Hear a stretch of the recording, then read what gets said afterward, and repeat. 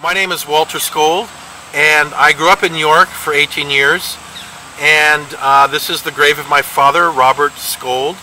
And I'm here because today is the last day of a 70-day journey I've made all over the South to the graves of poets. I've been to 97 poets' graves in those days. And while my father wasn't a poet, I came here because my grave is going to be right a few yards down, and I am a poet, so it's a future poet's grave. I like live poets better than dead ones, by the way, but also because my father really supported me in my project and blessed me about being a poet, and I felt it would be a great way to end my journey to come back and visit his grave and pour some cognac on it, which represents a libation on someone's sacred space that you love. And this cognac was started at Poe's grave 2 months ago, and I've poured it on graves all over the South. And this is Papa Bear. And after my father died in 2007, this was in his room, and I got it.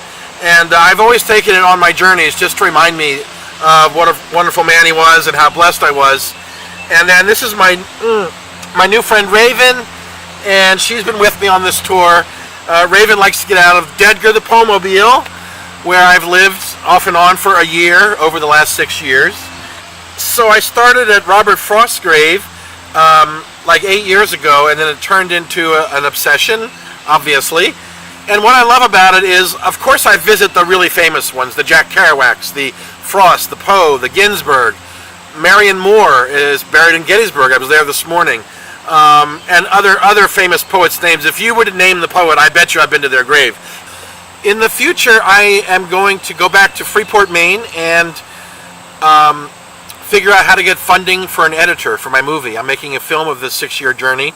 I'm also writing a book, so I'll be writing during the miserable Maine winter and keeping myself busy working on trying to get an editor for my film.